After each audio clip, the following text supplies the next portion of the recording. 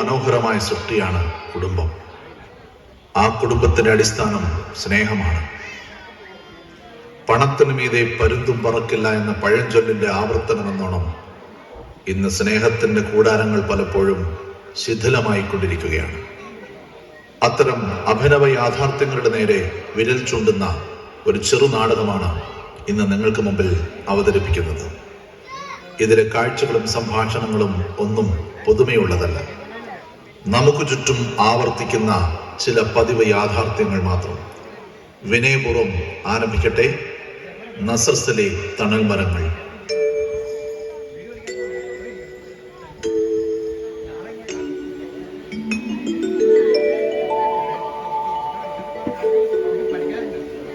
ഈ കുന്ത്രാണത്തിലെ നമ്പറൊക്കെ എവിടെ കൊണ്ടേ വെച്ചേക്കുവാണോ? സമയത്ത് നോക്കിയ ഒന്നും കിട്ടില്ല. ഓ ആ കിട്ടി. ഹലോ എടാ രാജുവേ, എടാ നല്ല പോത്തുണ്ടോടാ? അയ്യോ ആര്? അച്ഛനോ? അയ്യോ സോറി അച്ഛാ, മാറിപ്പോയതാ. ഓ കണ്ണൊന്നും പിടിക്കുന്നില്ല അച്ചോ. ഞാൻ ആ പോത്ത് രാജുവിനെ വിളിച്ചതാ. ക്ഷമിക്കച്ചോ, അറിയാതെ പറ്റിപ്പോയതാ. ഹോ ഇതെന്നാ കുന്തവാ. ഇറച്ചു വെട്ടുകാരനെ വിളിച്ച അച്ഛനെ കിട്ടും, അച്ഛനെ വിളിച്ച പോസ്റ്റ്മാനെ കിട്ടും. എന്തൊരു കഷ്ടമാണോ ഇത്. ഒന്നുകൂടെ നോക്കാം. എടാ രാജുവാണോടാ? ആ എടാ നല്ല പോത്തുണ്ടോടാ? എന്നാ വിലയാടാ? ഓ വിശേഷമോ? ആ തോമസ് കുട്ടിയും പിള്ളേരും ഒക്കെ ഇന്ന് എത്തും. 3-4 വർഷം കൂടി വരുന്നതല്ലേ, ഒന്ന് ആഘോഷിച്ചേക്കാന്ന് കരുതിയടാ. എടാ നല്ല പോത്താണോടാ? ആ എന്നാ ഒരു 4 കിലോ കൊടുത്തു വിട്ടേരെ. പൈസ ഞാനങ്ങ് കൊടുത്തു വിട്ടേക്കാം. എന്നാ ശരിടാ.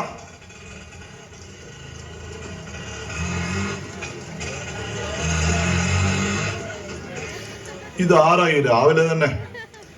എന്നാ പറ്റിയിട്ട് നിനക്ക്? ഒന്നും പറയണ്ട, പള്ളിയുടെ മുറ്റത്ത് മൊത്തം പുല്ലല്ലേ. മഴയത്ത് നനഞ്ഞു കിടന്നത് കൊണ്ട് കാലൊന്ന് തെന്നി. എന്നിട്ട് വല്ലതും പറ്റിയോടി? ഭാഗ്യത്തിന് ദൈവം സഹായിച്ച് നടുവിടിച്ച് വീണില്ല. ആ ലക്ഷ്മി വന്നില്ലേ ഇതുവരെ? ഇല്ല. ആ ചൂട് വല്ലതും പിടിക്കണമെങ്കിൽ ഞാൻ വരാം. വേണ്ട, ഞാൻ കുറച്ച് കുഴമ്പെടുത്ത് തേച്ചോളാം. വലിയ പ്രശ്നമൊന്നും ഇല്ല. ആ തോമസ് കുട്ടി വിളിച്ചായിരുന്നോ? അവൻ എവിടെ എത്തിയോ ആവോ? അവനല്ലല്ലോ എന്നെ ഒന്നും വിളിക്കത്തില്ലല്ലോ, നിന്നോടല്ലേ പറഞ്ഞത്. എന്തിനാ നിങ്ങൾ എപ്പോഴും അതൊക്കെ പറഞ്ഞവനെ വേദനിപ്പിക്കുന്നത്? അവനൊരു തെറ്റ് സംഭവിച്ചു പോയി, അതിനിങ്ങനെ എപ്പോഴും അവനെ കുറ്റപ്പെടുത്തണോ? കുറ്റപ്പെടുത്തിയതല്ലടി, നമുക്ക് അവൻ ഒറ്റ മകനല്ലേ ഉണ്ടായിരുന്നുള്ളൂ. എന്തൊക്കെ സ്വപ്നം കണ്ടതാ അവനെ കുറിച്ച്. എന്നിട്ടിപ്പോ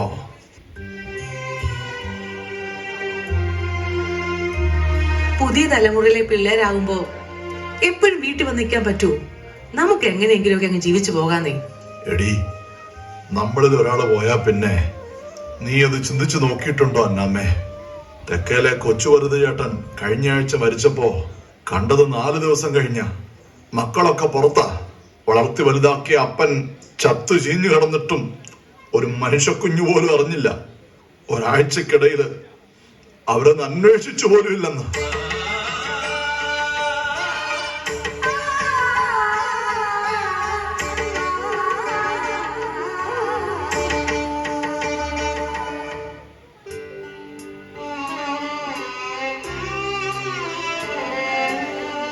ആ ലക്ഷ്മി, എന്താ വരാൻ താമസിച്ചത്? കൊച്ചിനെ കൊണ്ട് ആശുപത്രിയിൽ പോയതാ ചേച്ചി. എന്തു പറ്റി? പനി വല്ലതും ആണോ? ഇന്നലെ അയാള് വീണ്ടും വീട്ടിൽ വന്നു ചേച്ചി. എന്നെ അയാള് തല്ലുന്നത് കണ്ട് കൊച്ചു പോയി അയാളെ പിടിച്ചു. അയാളതിനെ ചവിട്ടി. കൊച്ചു തെറിച്ചു പോയി. എന്റെ കൊച്ചിന്റെ കൈവിരൽ ഒടിഞ്ഞു പോയി ചേച്ചി.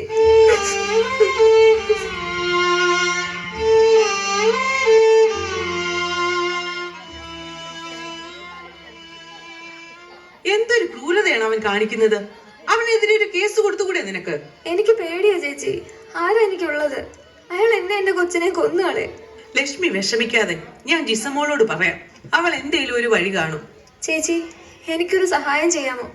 സിസ്റ്ററിനോട് പറഞ്ഞ് എന്റെ കൊച്ചിനെ അവരുടെ അനാഥാലയത്തിൽ ചേർക്കാമോ? ഇങ്ങനെ കിടന്ന് നരകിക്കുന്നതിലും ഭേദം പിന്നെ ഞാൻ എവിടെങ്കിലും പോയി ചത്തോളാം.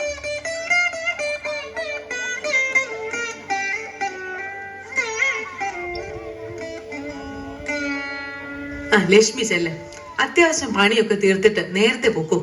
ബാക്കിയൊക്കെ ഞാൻ ചെയ്തോളാം. അവര് വരുന്നോണ്ടാ കേട്ടോ.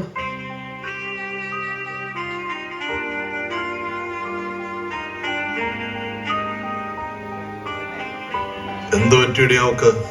അവൻ വീണ്ടും പ്രശ്നം ഉണ്ടാക്കുവാണോ? പാവം കൊച്ച്, അതിനെ കൊണ്ട് അവൾ ഒറ്റയ്ക്ക് എന്നാ ചെയ്യാനാ? പറയുന്നതൊക്കെ ഞാൻ കേട്ടു. ഇതാ ഇത് ലക്ഷ്മിക്ക് കൊടുത്തേരെ, ആശുപത്രിയിലെ ചെലവനാന്ന് പറഞ്ഞാ മതി. വർക്കിച്ചോട്ടോ, ഇതാ പോത്ത് കൊണ്ടുവന്നിരിക്കുന്നു. നല്ല കിടിലം പോത്താ. വാവച്ചനോ, നീ മീൻ കച്ചവടം നിർത്തി ഇപ്പൊ പോത്ത് കച്ചവടം തുടങ്ങിയോ? ഓ, ഞായറാഴ്ച മാത്രം പോത്ത്, ബാക്കി ദിവസം മീനാന്നേ. പോത്താണെങ്കിൽ പള്ളിപ്പോക്ക് മുടങ്ങത്തില്ല. പിന്നെ തോമസ് കുട്ടി ചേട്ടനൊക്കെ എന്നാ വരുന്നത്? ഇന്ന് ഉച്ചയ്ക്ക് മുമ്പ് വരുമെന്നാ പറഞ്ഞത്. എന്നാലും നിങ്ങൾ ഭാഗ്യമുള്ളവരാ. എന്താ ഒരു കുറവ്? തോമസ് കുട്ടി ചേട്ടന് നല്ല ജോലി, ഒരു മകളാണ് കന്യാസ്ത്രീ. ജീവിതം ആഘോഷിക്കാൻ ഇനി എന്ത് വേണം? ഒരു കണക്കിന് പൈസ ഉണ്ടാകാതിരിക്കുന്നതാണോ നല്ലത്? എന്നാ ഒക്കെ പറഞ്ഞാലും പൈസക്ക് പൈസ തന്നെ വേണം വർക്കിച്ചേട്ടാ. നാളെ നല്ല മീൻ വല്ലതും ഉണ്ടെങ്കിൽ കൊണ്ടുവന്നേക്കണം. നല്ല ആലപ്പുഴ കരിമീൻ വരുന്നുണ്ട്, കൊണ്ടുവരട്ടെ? താൻ കൊണ്ടുപോകണോ? പിള്ളേരൊക്കെ വരുന്നതല്ലേ, കുറച്ച് നല്ല മീനായിക്കോട്ടെ. എന്നാ പോയിട്ട് വരാം വർക്കിച്ചേട്ടാ. ഇനി വീട്ടിൽ ചെന്നിട്ട് പിള്ളേർക്ക് കറി വെച്ച് കൊടുക്കണം. എന്റെ ഇറച്ചിക്കറി വീട്ടിൽ ഫേമസാ, പെമ്പർ നൂതിക്ക് വലിയ ഇഷ്ടമാ. എന്നാ ശരി വർക്കിച്ചേട്ടാ, തോമസ് കുട്ടിച്ചേട്ടൻ വരുമ്പോ അന്വേഷിച്ചെന്ന് പറയണേ. അന്നമ്മേ, എടിയ വാക്കത്തി ഇങ്ങെടുത്തേ, ഞാൻ 2 വാഴയില വെട്ടിക്കൊണ്ട് വരട്ടെ. ഉച്ചയ്ക്ക് നമുക്കൊരു സദ്യ കൊടുക്കാം. പിള്ളേർക്കൊക്കെ അതൊരു വലിയ സന്തോഷമായിരിക്കും. അവര് വാഴയിലിട്ടൊന്നും തിന്നുമെന്ന് എനിക്ക് തോന്നുന്നില്ല. അവിടെ വളർന്ന പിള്ളേരല്ലേ, നിങ്ങൾ വെറുതെ കഷ്ടപ്പെടാനായിട്ട്. എടി, പിള്ളേർക്ക് അത് ഇഷ്ടമില്ലെങ്കിലും അവനത് വലിയ ഇഷ്ടമാണ്. നിനക്കറിയാൻ മേലെ, പണ്ട് ഉച്ചയ്ക്ക് സ്കൂളിൽ പോകുമ്പോ പൊതി കെട്ടിക്കൊണ്ടുപോകാൻ അവന് വലിയ സന്തോഷമായിരുന്നു. വൈകുന്നേരം തിരിച്ചു വന്ന് നീ പൊതിഞ്ഞു കെട്ടിക്കൊടുത്ത ഇലപ്പൊതിച്ചോറിന്റെ അകത്തെ മുട്ടയുടെ മണത്തെ കുറിച്ചൊക്കെ പറയുന്നത് ഓർമ്മയുണ്ടോടി? എന്നാ നിങ്ങൾ ചെന്ന് വേഗം വെട്ടിക്കൊണ്ട് വാ. പപ്പടം തീർന്നു പോയി കേട്ടോ, അതും കൂടി വാങ്ങിച്ചോണ്ട് വരണേ. ആദ്യം ഞാൻ പോയി ഇല വെട്ടിയിട്ട് വരാം, നീ ചെല്ല്. പിന്നെ ലക്ഷ്മിയെ നേരത്തെ വീട്ടിൽ വിട്ടേരെ, ഞാനിപ്പോ വരാം.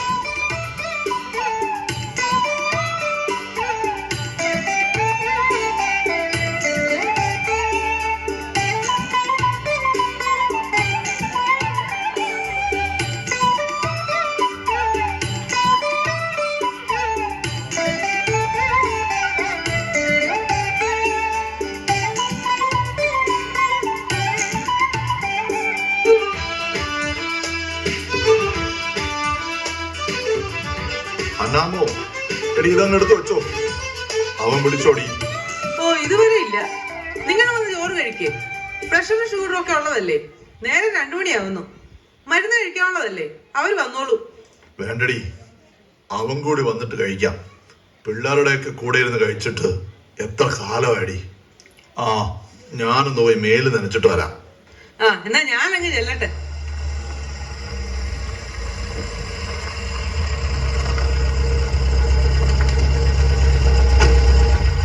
പുറത്താരോ വന്നിട്ടുണ്ടെന്ന് തോന്നുന്നു. അവരാണോ? അവരാന്നാ തോന്നുന്നേ. നിങ്ങൾ മുഖം വീർപ്പിച്ച് നിൽക്കാതെ അവനോട് അവളോട് മിണ്ടണം കേട്ടോ. പിള്ളേരെ കാണാൻ കൊതിയാവുന്നു. ഞാനേ ലക്ഷ്മിയോട് കുടിക്കാൻ എടുക്കാൻ പറഞ്ഞിട്ട് വരാം.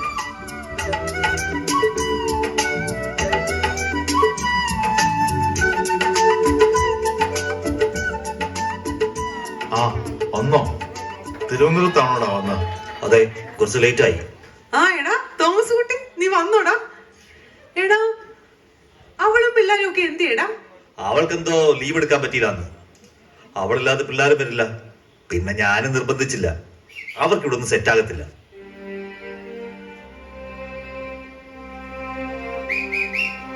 എന്നാലും കഷ്ടമായി പോയി. നീ വാ, വന്ന് ചോറ് കഴിക്കേ. ഞാൻ വന്നപ്പോൾ പുറത്തുനിന്ന് കഴിച്ചു. എനിക്ക് ഭക്ഷണം കൃത്യസമയത്ത് കഴിച്ചില്ലെങ്കിൽ ഉറക്കം ശരിയാവില്ല. ഞാനൊന്ന് കിടക്കട്ടെ.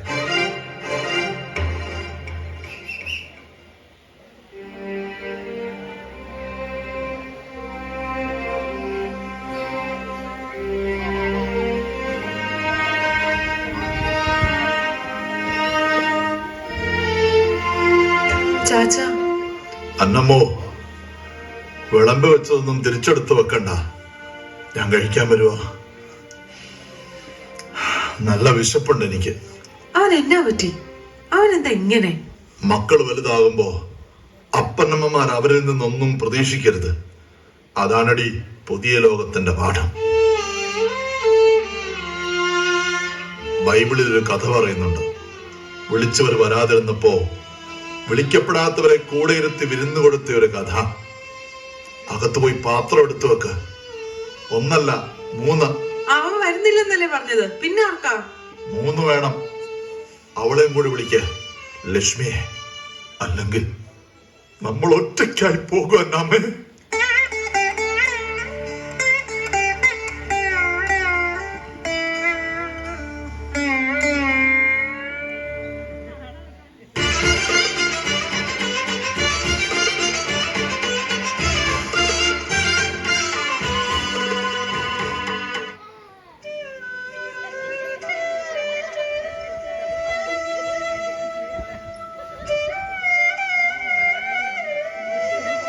ചാച്ചാ, എന്നാ ഉറങ്ങുവാണോ? ആ മോളോ? ആ ജിസ്മി മോളെ, നീ എന്താ ഒന്നും പറയാതെ ഇങ്ങോട്ട്? എനിക്കെന്താ, എന്റെ വീട്ടിൽ വന്നൂടെ? കർത്താവിനെ കെട്ടിച്ചു കൊടുത്തെങ്കിലും ഇത് ഇപ്പോഴും എന്റെ വീട് തന്നെയാണ്. എവിടെ എന്റെ ചേട്ടൻ? നേരിട്ട് കണ്ടാലെങ്കിലും ഓർമ്മയുണ്ടായെന്ന് നോക്കട്ടെ. എവിടെ? അതൊന്നും പറയണ്ട മോളെ. അവരെല്ലാവരും കൂടി വരുമെന്നും പറഞ്ഞ് ചാച്ചൻ ആഴ്ചകൾക്ക് മുമ്പേ തുടങ്ങി ഒരുക്കവാ. വലിയ സന്തോഷമായിരുന്നു. പക്ഷെ അവൻ മാത്രമേ വന്നുള്ളൂ. വന്നതും എന്തൊക്കെയോ മാറ്റം. അവൻ പഴയതുപോലൊന്നും അല്ല മോളെ. ചാച്ചന് വലിയ വിഷമമായി. അതൊക്കെ നിങ്ങൾക്ക് തോന്നിയതായിരിക്കും. എവിടെ? ഞാൻ ചോദിക്കാമല്ലോ അവനോട്. അവൻ വന്നു, അകത്ത് കയറി, പിന്നെ മുറി കയറിയിരുന്നു. പിന്നെ ഇപ്പൊ ഇതേ എങ്ങോട്ടും ഇറങ്ങിപ്പോയി. മോളെ, ശരിക്കും അവൻ എന്തോ പ്രശ്നമുണ്ട്. എനിക്ക് തോന്നുന്നത് പണ്ടത്തെ പ്രശ്നം കാരണം ചിലപ്പോ നിങ്ങളെ ഫേസ് ചെയ്യാൻ ബുദ്ധിമുട്ടുണ്ടാവും. അങ്ങനെയല്ല മോളെ, എനിക്ക് എന്തോ പേടിയാകുന്നു. ആ മോള് വല്ലതും കഴിച്ചോ? ഓഹോ, ഇവിടെ അമ്മയുടെ കൈ കൊണ്ട് ഉണ്ടാക്കിയത് കഴിക്കാൻ വേണ്ടിയാണ് മഠത്തിലെ ഫീസ്റ്റ് പോലും വേണ്ടാന്ന് വെച്ച് വന്നത്. നല്ല വിശപ്പ്. എന്നതാ ഉള്ള കഴിക്കാൻ? എല്ലാം ഉണ്ട് മോളെ. ഉണ്ടാക്കി വെച്ചതൊന്നും ആരും കഴിക്കാനില്ലാഞ്ഞിട്ട് ഞാൻ അത് ലക്ഷ്മിക്ക് എടുത്തു കൊടുത്തു. പാവം, അവളുടെ കൊച്ചിന്റെ കൈ അവൻ തല്ലി ഒടിച്ചു. നിന്റെ ഓർഫനേജിൽ എങ്ങാനും ആ കൊച്ചിനെ നിർത്താൻ പറ്റുമോ എന്ന് ചോദിക്കാൻ പറഞ്ഞു. അതൊക്കെ നമുക്ക് പിന്നെ പറയാം. വേഗം എനിക്ക് ഫുഡ് എടുത്തേ. എന്നതാ സ്പെഷ്യല്? ആ നീ വാ, എല്ലാം തിന്നു തീർത്തിട്ടേ നിന്നെ ഞാൻ വിടൂ.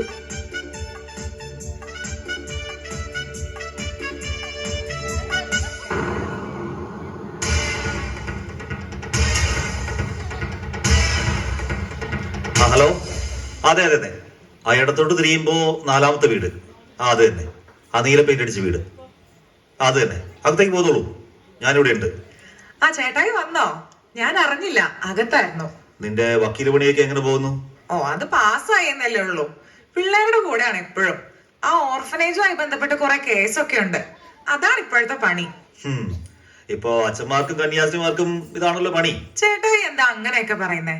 നേരത്തെ പള്ളിയിൽ നിന്ന് ഇറങ്ങാത്ത ആളായിരുന്നല്ലോ. അതൊക്കെ അന്ന്. ഇപ്പോ വിവരം വെച്ചപ്പോഴാണ് മനസ്സിലായത് ഇതൊക്കെ വെറും തട്ടിപ്പാണെന്ന്. അതെന്നാ ചേട്ടായി അങ്ങനെ പറഞ്ഞത്? പള്ളിയിൽ വെച്ച് കല്യാണം നടത്താൻ എല്ലാരും പറഞ്ഞതല്ലേ? അതങ്ങനെയാ, ഓരോരുത്തർക്കും സ്വന്തം കാര്യം വരുമ്പോഴല്ലേ അറിയൂ. ചേട്ടായി എന്താ ഇപ്പൊ ഇങ്ങനെയൊക്കെ സംസാരിക്കുന്നേ? ഇതുവരെ ഇങ്ങനെയൊന്നും അല്ലല്ലോ. നീ ആദ്യം പോയി ക്രിസ്ത്യാനികളെ നന്നാക്കാൻ നോക്ക്, ഇങ്ങോട്ട് വേണ്ട. അതെന്താ? ചേട്ടായി ക്രിസ്ത്യാനിയല്ലേ? ഇപ്പൊ അല്ലെന്നെ കൂട്ടിക്കോ. നീ എന്നെ വർത്താനാണ് ഈ പറയുന്നത്? ദേവദോഷം പറയരുത്. വായി തോന്നുന്നതെല്ലാം പറയുക. ഒരു മതം മാത്രമല്ലല്ലോ ഈ ലോകത്തുള്ളത്. ആരാ? ആ രജിസ്റ്റർ ഓഫീസിൽ നിന്നാ. ഈ സാറ് പറഞ്ഞിട്ട് വന്നതാ. ഇതെന്നാ ചേട്ടായി ഈ കാണിക്കുന്നേ? നീ എന്താടാ ഇവിടെ വല്ല കച്ചവടം നടത്തുന്നുണ്ടോ? ചാച്ചൻ അറിയാത്ത എന്ത് കച്ചവടമാണ് ഇവിടെ നടക്കുന്നത്? വയസ്സാങ്കാലത്ത് എല്ലാവർക്കും കൂടി വല്ല പുണ്യം മൂത്തിട്ടെ വല്ല കന്യാസ്ത്രീ പടത്തിൽ എഴുതി കൊടുക്കാതിരിക്കാൻ ഞാനൊരു മുൻകരുതൽ എടുത്തതാ. ചേട്ടായി, നിനക്കെന്താടാ? അവളെ കെട്ടിയപ്പോ നിന്റെ വെളിവ് നഷ്ടപ്പെട്ടോ? വെളിവ് നഷ്ടപ്പെട്ടതേ നിങ്ങൾക്കാ. എല്ലാരും കൂടെ ചേർന്ന് എല്ലാം എഴുതി കൊടുക്കാൻ വേണ്ടിയല്ലേ ഇവളിവിടെ കേറി ഇറങ്ങുന്നത്.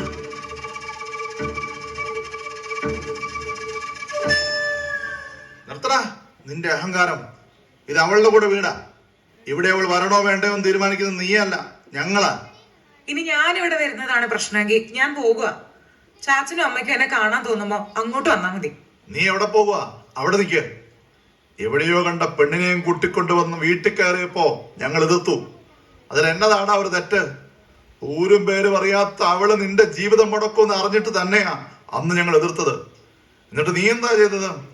അവളെ തന്നെ രജിസ്റ്റർ മാര്യേജ് ചെയ്ത് അവളുടെ കൂടെ നാട് വിട്ടു. എന്നിട്ടെല്ലാം തീർന്നപ്പോ വന്നേക്കുവാ അപ്പന്റെ സ്വത്തെഴുതി വാങ്ങിക്കാൻ. ചാച്ച വേണ്ട, നിർത്ത്. ഇല്ല മോളെ, ഇനി ഇത് പറയാൻ എനിക്ക് പറ്റിയെന്ന് വരില്ല. കവലയിൽ ചെന്നപ്പോ എല്ലാം അറിഞ്ഞുകൊണ്ട് തന്നെ ഞാൻ വന്നത്.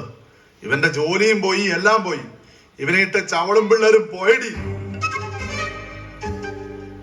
എന്നിട്ട് സ്വത്തെഴുതി വാങ്ങിക്കാൻ വന്നിരിക്കുന്നു. ഞാൻ ഈ കേൾക്കുന്നതൊക്കെ സത്യമാണോ മോനെ? ചേട്ടായി, ഇതെന്താ ഞങ്ങളോട് പറയാതിരുന്നത്? അപ്പോ ഇത്രയും കാലം നീ ഞങ്ങളെ പറഞ്ഞു പറ്റിക്കായിരുന്നല്ലേ? എന്തിനാ മോനെ നീ ഞങ്ങളോട് ഇങ്ങനെ? അവന് നമ്മളെ ഒന്നും വേണ്ടടി. അങ്ങനെ വേണമായിരുന്നെങ്കിൽ അവൻ ഒരു വാക്കെങ്കിലും ഇത്രയും കാലത്തിനിടയ്ക്ക് നമ്മളോട് പറഞ്ഞേനെ.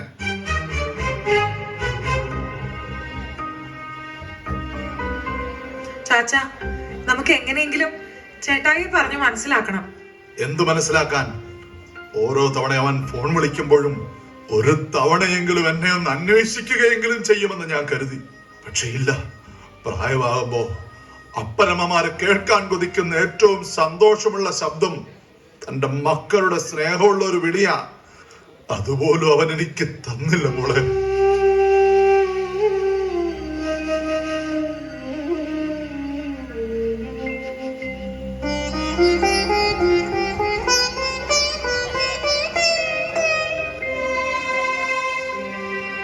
ചേച്ചി, എന്തോ ചേച്ചി?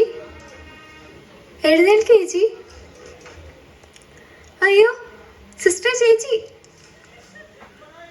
അമ്മേ, അമ്മേ.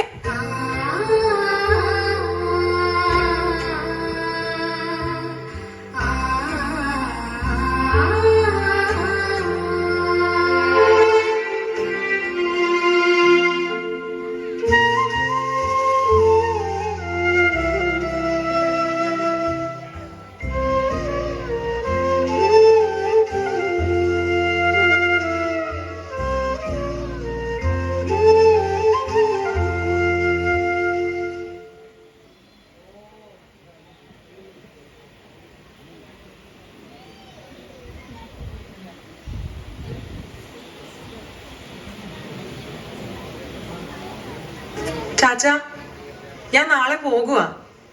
ചാച്ചൻ ഇവിടെ എങ്ങനെ തന്നെ നിൽക്കും? ചേട്ടായി ഇങ്ങനെ പെട്ടെന്ന് തിരിച്ചു പോകുന്നു ഞാൻ ഒരിക്കലും ഓർത്തില്ല. ലക്ഷ്മിയോടും കൊച്ചിനോടും ഇവിടെ വന്ന് താമസിക്കാൻ ഞാൻ പറഞ്ഞിട്ടുണ്ട്. മോളെ, ഞാനൊരു കാര്യം പറഞ്ഞ മോള് സമ്മതിക്കണം. എന്താ ചാച്ച? അവനും അവന്റെ കൊച്ചുങ്ങൾക്കും കൊടുക്കാൻ വേണ്ടി ഞാനും നിന്റെ അമ്മയും കൂടി ആരും അറിയാതെ ഒരു നിക്ഷേപം നടത്തി വെച്ചിട്ടുണ്ടായിരുന്നു. ഒരു 6 ഏക്കർ സ്ഥലം അങ്ങ് തൊടുപുഴയിലാ. ഇനിയിപ്പോ അതിന്റെ ആവശ്യമില്ല. അതിലൊരു 5 ഏക്കർ അത് നിന്റെ അനാഥ മന്ദിരത്തിലെ പിള്ളേർക്ക് വേണ്ടി ഞാൻ എഴുതി വെച്ചു കഴിഞ്ഞു. ബാക്കി 1 ഏക്കർ അത് ഇത്രയും നാൾ ഞങ്ങളെ നോക്കിയ ലക്ഷ്മിക്കും അവന്റെ മകനും വേണ്ടി ഞാൻ മാറ്റി വെച്ചേക്കുക. ബാക്കിയൊക്കെ അവനെടുത്തോട്ടെ. ചാച്ച, ചാച്ചന്റെ ഈ വലിയ മനസ്സ് അത് ചേട്ടായിക്ക് കിട്ടാതെ പോയല്ലോ. സ്നേഹം അതുമാത്രം നമുക്ക് പിടിച്ചു വാങ്ങാൻ പറ്റില്ലല്ലോ മോളെ. ശരിയാ ചാച്ച, അത് കൊടുക്കാനേ നമുക്ക് പറ്റൂ. ഞാൻ സുപ്പീരിയർ അമ്മയോട് പറയാം. എന്റെ ഒരാഗ്രഹം കൂടി മോള് സാധിച്ചു തരണം. എന്താ ചാച്ച? നിങ്ങളുടെ അനാഥ മന്ദിരത്തിൽ എനിക്കും കൂടി ഒരു മുറി തരുവോ മോളെ? അവളില്ലാതെ ഇവിടെ ഞാൻ ഒറ്റയ്ക്കായി പോയതുപോലെ.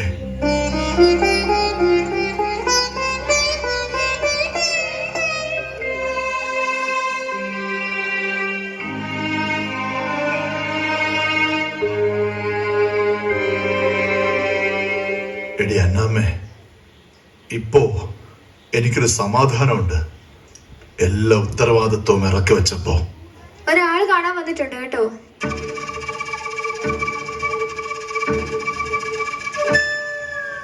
ആ, താനാണോ? എടോ, എവിടെയാ ഒപ്പിടേണ്ടത്? ബാക്കിയെല്ലാം താൻ ചെയ്താ മതി. ചെലവാകുന്നത് എന്താന്ന് വെച്ചാ പറഞ്ഞാ മതി, ഞാൻ തന്നോളാം. ശരി വർഗീസ് ചേട്ടാ, പേപ്പറൊക്കെ ശരിയാക്കിയിട്ട് ഞാൻ അറിയിക്കാം. ചാച്ച, ചേട്ടായി വന്നിട്ടുണ്ട്. അവനോ? അവനെന്തിനാ? വാ ചേട്ടായി.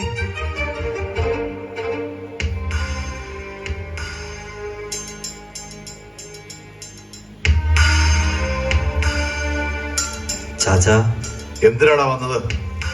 നീ ചോദിച്ചതൊക്കെ നിന്റെ പേരിൽ തന്നെ എഴുതി വെച്ചിട്ടുണ്ട്. അല്ലെങ്കിലും നിനക്കുള്ളതായിരുന്നല്ലോ എല്ലാം. പിന്നെ എന്തിനാണ് നീ? ചാച്ച ചാച്ച എന്നോട് ക്ഷമിക്കണം. കടം വാങ്ങി മടുത്തപ്പോഴാണ് ഞാൻ ഇങ്ങനെയൊക്കെ ചിന്തിച്ചു പോയത്. അതന്ന് പറയാനുള്ള ധൈര്യം എനിക്കുണ്ടായിരുന്നില്ല. അപ്പൊ നീ തിരിച്ചു പോയില്ലേ ഇതുവരെ? ഇല്ല ചാച്ച, എനിക്കിനി നിങ്ങൾ മാത്രമേ ഉള്ളൂ.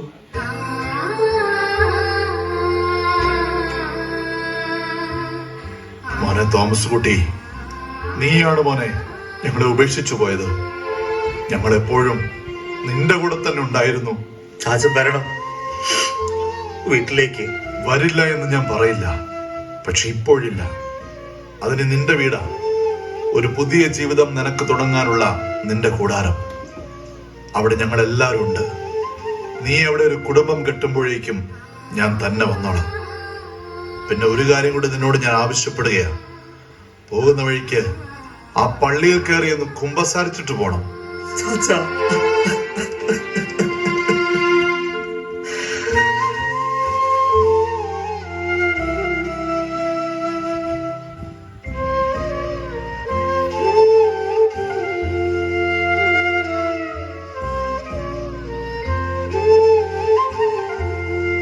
മോളെ, നീ ഒന്ന് മടത്തിപ്പോകണമെന്ന് പറഞ്ഞ് വാശി പിടിച്ചു നിന്നപ്പോ ഞങ്ങൾ ഓർത്തു നിന്നെ ഞങ്ങൾക്ക് എന്നേക്കുമായി നഷ്ടപ്പെടുകയാണെന്ന്. പക്ഷേ ഇന്നാണ് നിന്റെ ഈ വിളി എത്ര മനോഹരമാണെന്ന് എനിക്ക് ബോധ്യമായത്.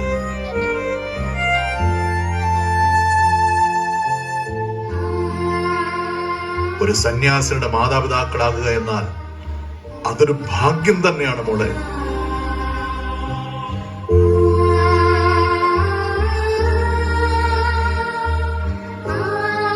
ചാച്ച, ഈശോ മിശിഹായ്ക്ക് സ്തുതിയായിരിക്കട്ടെ. എപ്പോഴും എല്ലായ്പ്പോഴും സ്തുതിയായിരിക്കട്ടെ മോളെ. ജീവിതം സന്യാസം